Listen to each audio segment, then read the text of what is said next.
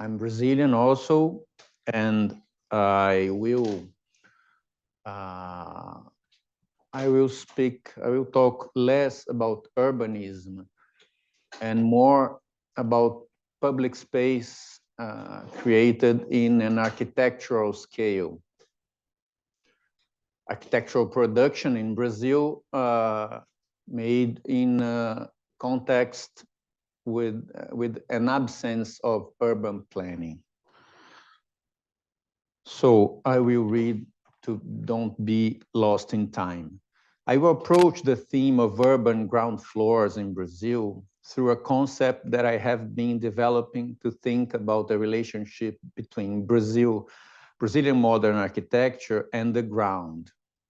I mean, the poetic image of the infinite span. It's a metaphor, of course. In 2018, I curated together with Fernando Serapião a major exhibition at Casa da Arquitetura, House of Architecture in Portugal, about 90 years of architectural production in Brazil, and we created this title. With that, we refer to the great obsession that many architects had and still have in Brazil to design buildings that barely touch the ground, seeming to float in the air. Buildings like the Museum of Art of São Paulo, designed by Lina Bobardi, perhaps the most paradigmatic of all, which soars over the terrain, resting only on 4 columns located at its corners and creating a large gap in the middle. Gap, empty space, empty space between solids, a great void, also called in Portuguese free span or light area. The museum, for example, has 74 meters of span, or 74 meters of light. And if the building floats in space, the ground situated on private land is offered as a public space for the city. What also happens in a radical way in the city of Brasilia, as we have seen with Walter Caldana presentation, in all of its superblocks with buildings raised from the ground and crossable by pedestrians. In this way of reasoning, it's possible to think of a constructive and cultural tradition that goes back to the original population of Brazil. Indigenous people who built their communal houses as large shelters that protect many families who sleep inside in light hammocks which don't touch the ground. A practice that continues in Brazilian history, including urban culture, as we see here in this recent installation by students from the Faculty of Architecture and Urbanism of São Paulo. The central idea is the most important feature of Brazilian architecture is the conquest of large spans, leaving the ground free for collective and public activities. An idea that contrasts with the fundamental characteristic of the architecture in Portugal, the country that colonized Brazil.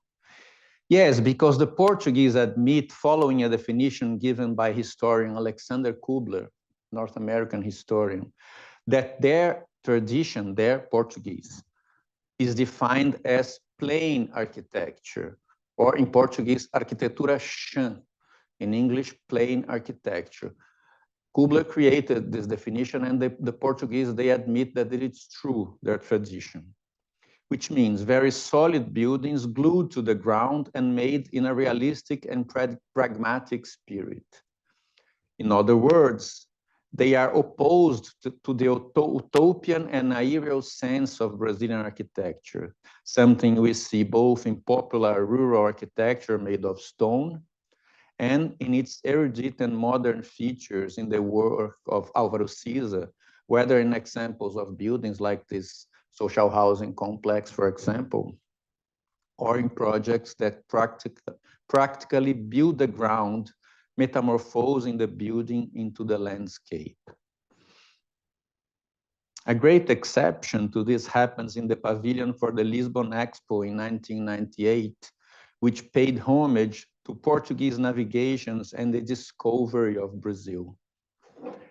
Faced with this theme, the Portuguese architect Álvaro Siza builds a roof with a large span, a light and curved sheet of reinforced concrete, a tribute both to the caravels that crossed the Atlantic Ocean 500 years ago, and to the aerial lightness of Oscar Niemeyer's architecture, according to Siza.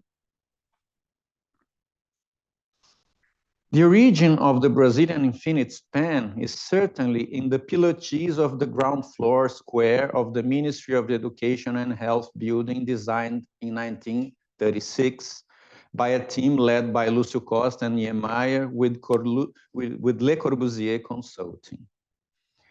Here, the main building, a blade-shaped tower, rises from the ground supported by columns with a height of 10 meters.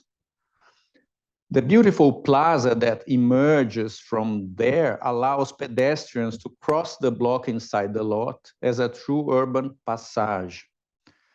This contrasts with the other blocks in the center of Rio de Janeiro, where the walls of the buildings are built to the ground, the block perimeter, according to the plan designed by the French urbanist Alfred Agache, imitating Paris. Still in Rio de Janeiro, in the 1950s, the idea of raising the building from the ground, offering the ground floor to the city, was developed in Afonso Reis' project for the Museum of Modern Art. There, it is not exactly an urban block, but a portion of Flamengo Park. The floor, designed in the form of white and black waves made of Portuguese stones, make reference to the Copacabana beach sidewalk. And in the architect's section sketches, we realized that one of the main reasons for suspending the building was the intention not to block the visual connection between the city and the sea, enhancing the beauty of the landscape without interrupting the relationship between the park and the water. I mean the Baía de Guanabara, the Guanabara Bay that is in the other side of the museum. Returning to the case of Museum of Art of São Paulo, designed by Lina Bobardi, we see that its ground floor is the liveliest public space in the city of São Paulo. This is astonishing. I was there. I am one of these heads.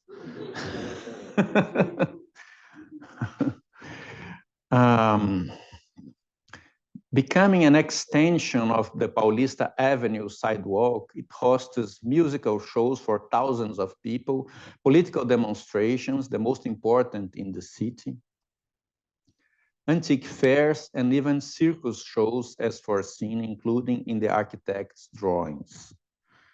Architect Lina Bobardi, who did not fail to imagine the large square too in a picturesque vision as a belvedere for African sculptures, for example. Paulo Mendes da Rocha, who won the Pritzker Prize in 2006, liked to say that the best place to be in a tropical climate is in a place protected from the sun and rain, but in an open and well-ventilated environment. That is why the plaza of its sculpture museum is an infinite span that shades a small amphitheater in the middle of a large esplanade for sculptures.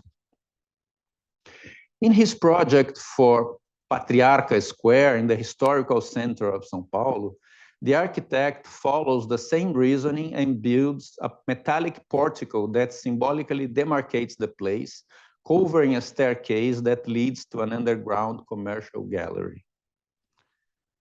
In practice, it also ends up protecting the precarious shelters of homeless people who live there for a while, in addition to becoming one of the focal points of the city's street carnival. something that reminds me of the central hall of the Faculty of Architecture and Urbanism building, designed by Villanova Artigas as an infinite span, space sheltered under a large roof, creating a plaza in the heart of the building that has no doors. Square that often becomes the center of intense political discussions at the university level, as we can see in this photo. Now I want to show you a contemporary work, Instituto Moreira Salles building, another museum on Avenida Paulista designed by the young office Andrade Moretim. There, the strategy of the architects faced with a very narrow terrain was to raise the building's ground floor in a free access via escalators to the 5th floor, creating the museum's reception there with a ticket office, cafe, and bookshop on a Portuguese stone floor that copies the pavement of Paulista Avenue sidewalk. This elevated ground floor also becomes a belvedere or a balcony overlooking the city, taking people away from the center of the busiest public events to place them in a more contemplative and protected position, as if they were on the balcony of a theater whose stage is the city. For me, it's a sign of times, right? Avoiding to be in the urban ground floor, creating another protected stage. To conclude, I would like to say that this ground floors plaza created by modern Brazilian architecture ends up being, not by chance, space of great quality in the daily life of our cities, which are so lacking in formal public spaces. I don't know if you recognize, but this is the pilotis of the Ministry of Education, building the same I have shown some minutes ago. I return here to the starting point of this history, the pilotis of the Ministry of Education building in Rio de Janeiro. In addition to being a civic square with a great aesthetic quality, it is also appropriated by the population during the carnival with groups that transform it into a party space. And finally, I would like to show you this beautiful image of an event called Praia da Estação, Beach of the Station in Belo Horizonte. I am concluding, and it is contemporary and an example of activism. In 2010, the City Hall of Belo Horizonte decided to prohibit the gathering of people in Praça da Estação, Station Square, one of the most important squares in the city. Reacting to this authoritarian decision, the citizens decided to occupy the square every Saturday and has been repeating this ritual ever since, wearing bathing suits and using water jets.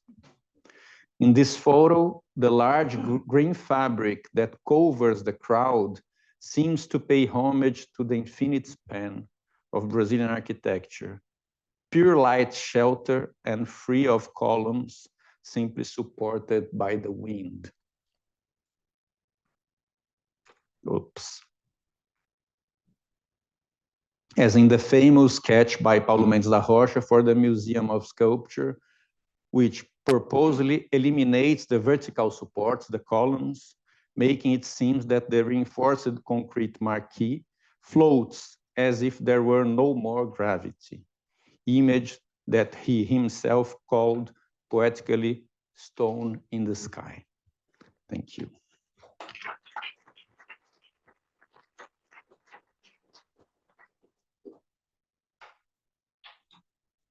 Questions?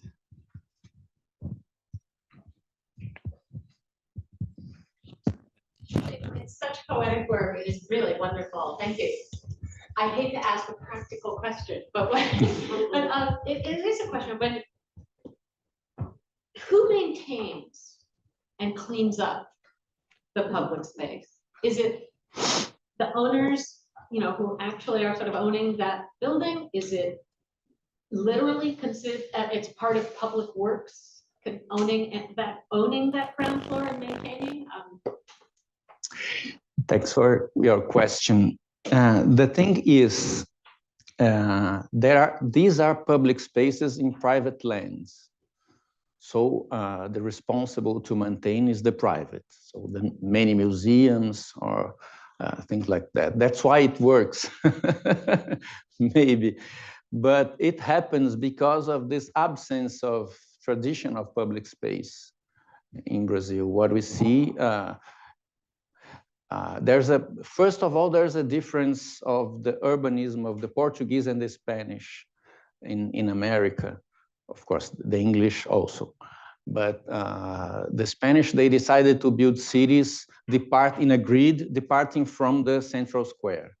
And the Portuguese, they adapt to the city to the slopes and not putting so energy in creating public spaces.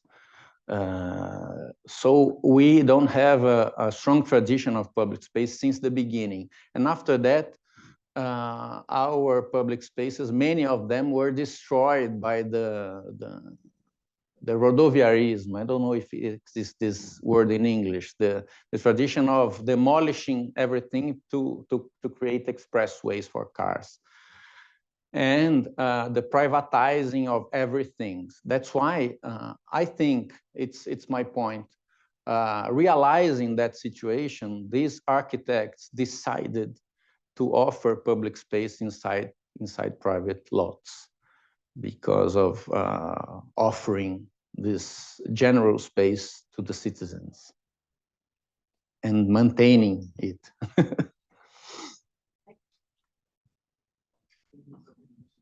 Kind of build on that. We have a model in New York City, privately owned public spaces, which, you know, maybe some of them, we don't have a lot of like arcades per se like this, but they do exist in Lower Manhattan. And we actually had a text amendment a while back zoning to infill some of those, to allow developers who, you know, were supposed to create this space as being open for people that actually to fill that in because they felt that it wasn't really successful, at least in their minds.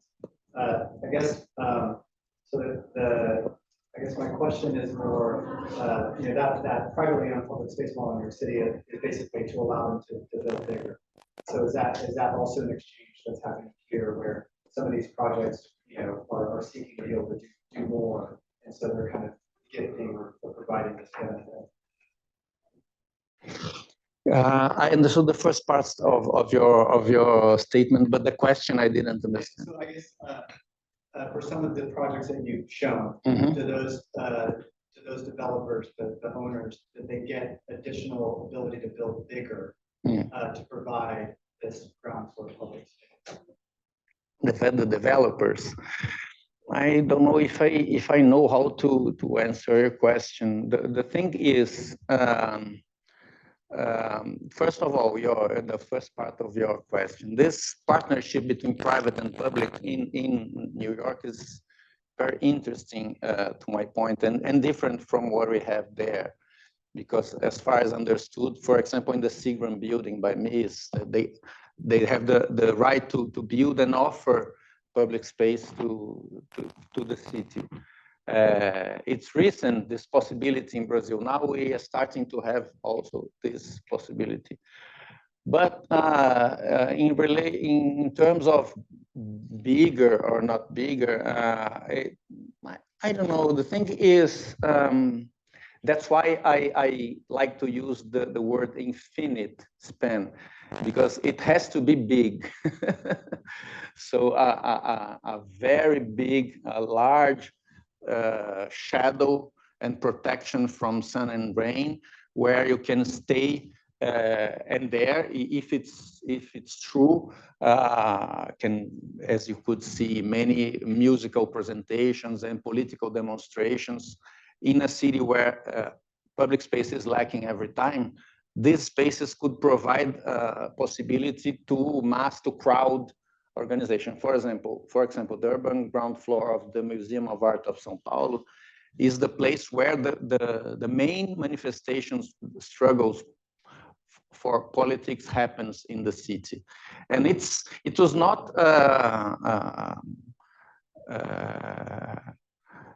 it was by chance. It's because Avenida Paulista, it's a special place in the city, and the people go into demonstrations, suddenly they decide to enter, and it forms a crowd inside. But it's because the design of the architecture create a very special possibility to a crowd there. But there's another side of this story. For me, I think instead of having Brasilia, of course, which is the bigger and maybe the most important modern city in the world, I think we have in Brazil a strong tradition of architecture, but not so strong in urbanism, concerning exactly to this issue of urban ground floors. If you go to our sidewalks in São Paulo, of course, in Rio, we have the sidewalk of the beach, and we have burle marks, but it's a special situation. In general, when we walk around our cities, this is very poor, and also the relationship between the commerce and the sidewalk and the buildings, not so developed. So even in these cases that I was showing, I think our architects, they conceive the public space as a great void. There's no necessarily design, furnitures or trees, not so much is the void. So is the span and the void for a crowd, but not beyond that. You understand?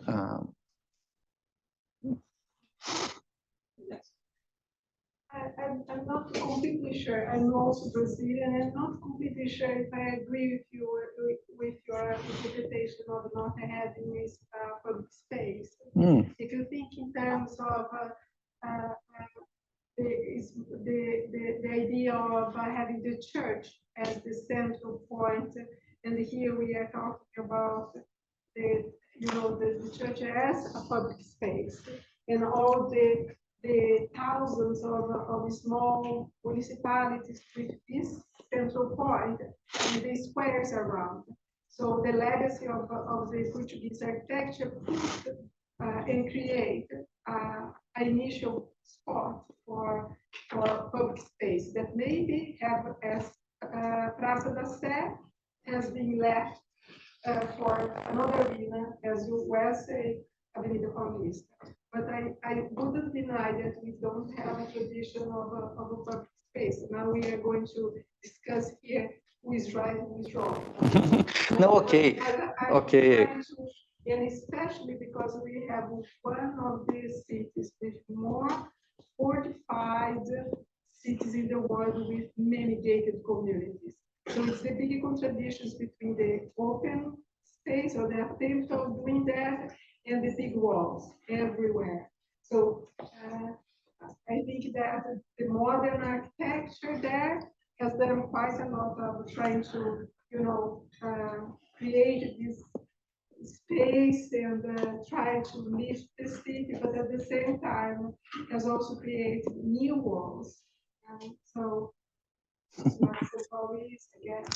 okay, we would need more time to discuss it, but we don't have to blame the Portuguese. But my point is, in major squares and parks in Brazil today, you go and there are fences closing, so everything abandoned. That's why what I would like to bring is the idea that we don't have the culture of public space in the sense of the collectivity, understanding that it belongs to us and we have to take care of it. That's the point. And this is very different from, of course, Europe, but also very different from United States.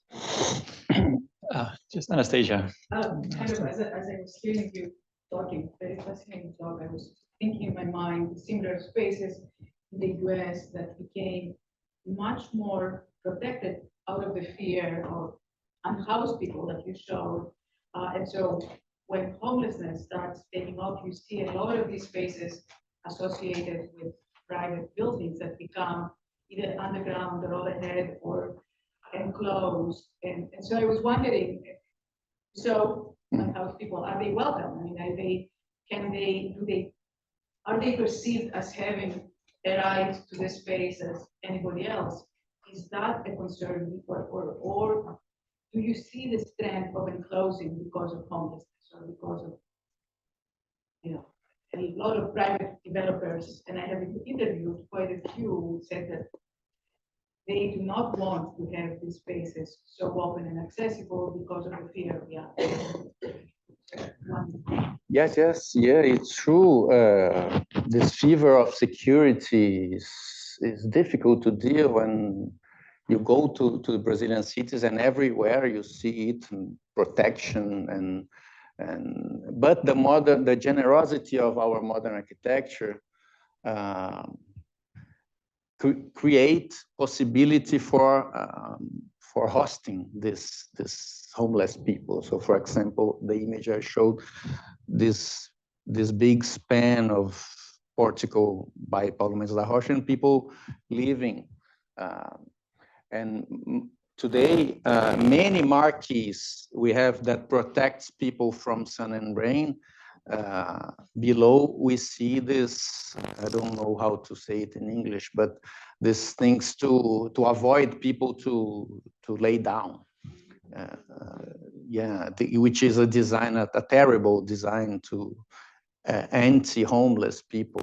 So it's a kind of struggle between a tradition, architectural tradition that it's made for everybody, and the fever of security trying to put these people out every time. Thank you, Guillaume.